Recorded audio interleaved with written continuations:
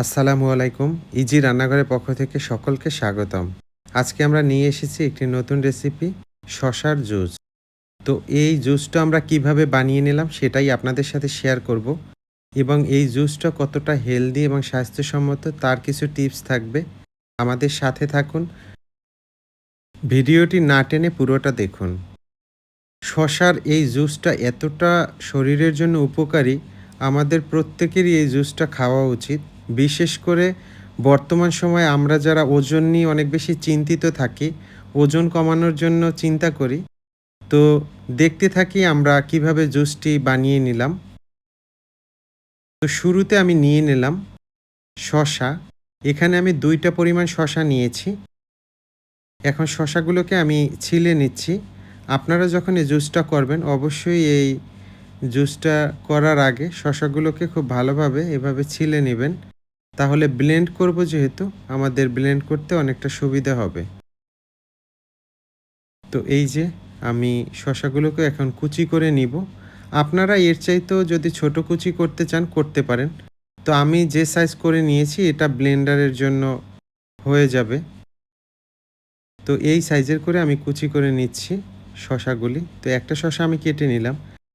শসা কিন্তু শরীরের বিষাক্ততা দূর করে। শসায় যে পরিমাণ পানি থাকে সেটা দেহের বর্জ্য এবং বিষাক্ত পদার্থ যেগুলো রয়েছে সেগুলো অপসারণ করার জন্য যথেষ্ট ভূমিকা রাখে। নিয়মিত শসা খাওয়ায় কিডনিতে সৃষ্ট পাথরও কিন্তু গলে যায়। জুসের জন্য আমার লাগবে লেবু। তো আমি এখানে একটা পরিমাণ লেবু নিয়েছি। এখন লেবুটাকে আমি কেটে নিব এবং লেবুর যে রসটা রয়েছে এটাই আমি ব্যবহার করব জুসের জন্য।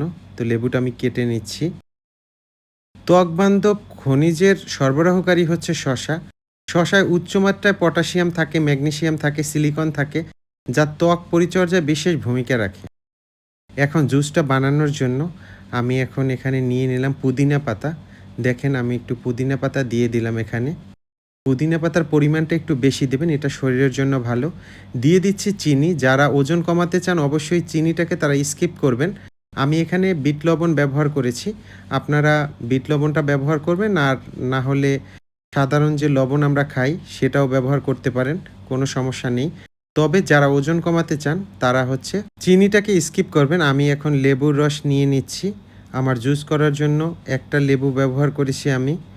আপনারা চাইলে এখানে আরেকটি লেবু ব্যবহার করতে পারেন। বিশেষ করে যারা ওজন নিয়ন্ত্রণ করতে চান, লেবুটা তাদের জন্য অনেক বেশি কার্যকর ভূমিকা রাখে। তো আমি এখন এগুলোকে ব্লেন্ড করে নিব। দিয়ে দেব আমি পানি। এখানে আমি ৩ গ্লাস পরিমাণ পানি নিয়েছিলাম। আপনারা যে কয়জনের জন্য তৈরি করবেন সেভাবে আপনারা ওই অনুযায়ী পানি নিয়ে নেবেন। আর এটা হচ্ছে বুঝে দিলেই হবে, এটার আমি পরিমাণ দিলাম না। পরিমাণটা আপনি কতজনের জন্য করতে চান সেভাবে করে নিবেন। এই যে আমি ব্লেন্ড করে নিচ্ছি। চুল ও নখ সতেজ করে শসা। শসার মধ্যে যে খনিজ এবং সিলিকা থাকে তা আমাদের চুল এবং নখকে সতেজ এবং শক্তিশালী করে তোলে। অনেকের হচ্ছে গেটে বাত থাকে, এগুলো থেকেও কিন্তু মুক্তি পাওয়া যায়। আবার অনেকের হচ্ছে একটা সমস্যা থাকে, সেটা হচ্ছে মাথা ধরা।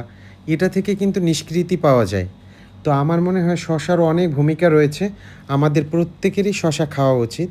তো দেখেন আমি এখানে একটা ছেঁকনি নিয়েছি। এই ছেঁকনি দিয়ে এই জুসটাকে ছেঁকে নিচ্ছি। আপনারাও এটাকে ছেঁকে নিবেন, তাহলে ভালো হবে। বিশেষ করে এখানে শসা এবং পুদিনা পাতার যে নির্যাসটা রয়েছে সেটাকে আমরা আলাদা করে নিব। সৌন্দর্য চর্চার সাথে সাথে শসার কিন্তু আরেকটা গুণাবলী রয়েছে, সেটা হচ্ছে চোখের জ্যোতি বাড়ায়। তো দেখেন আমি এই যে ছেঁকে নিচ্ছি একটা ছাঁকনি দিয়ে। একদম জুসটাকে আমি নিয়ে নেব এবং এই জুসটাকে আমি সার্ভ করব।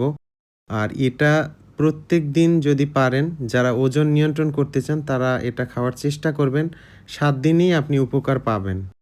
এবং আপনি অবশ্যই চিনিটাকে স্কিপ করবেন। আমি এর মধ্যে দিয়ে দিচ্ছি বরফ কুচি। আপনারা এটাকে এতটা ঠান্ডা করে খাওয়ার দরকার নেই। যারা ওজন নিয়ন্ত্রণ করতে চান তারা বরফ কুচিটাকেও স্কিপ করে যাবেন। তো এই যে আমি এখন গ্লাসে ঢেলে নিচ্ছি। আর এটাকে ডেকোরেশন করার জন্য আমি একটু শসা ব্যবহার করেছি। আর একটু পুদিনা পাতাও ব্যবহার করেছি ডেকোরেশনের জন্য জাস্ট। এই যে তৈরি হয়ে গেল আমাদের শসার জুস। আপনারা এটা খাবেন, এটা অনেক হেলদি একটা ফুড এবং এটা শরীরের জন্য অনেকটাই উপকারী। ধন্যবাদ জানাচ্ছি সকলকে যারা আমাদের ভিডিও দেখেন, প্রতিনিয়ত কমেন্টস করেন এবং নতুন যারা আছেন অবশ্যই চ্যানেলটি সাবস্ক্রাইব করবেন। ভালো থাকবেন, সুস্থ থাকবেন, নিজের খেয়াল নেবেন, পরিবারের যত্ন নেবেন। লিকুইড খাবার বেশি করে খাবেন যেহেতু গরম পড়ছে।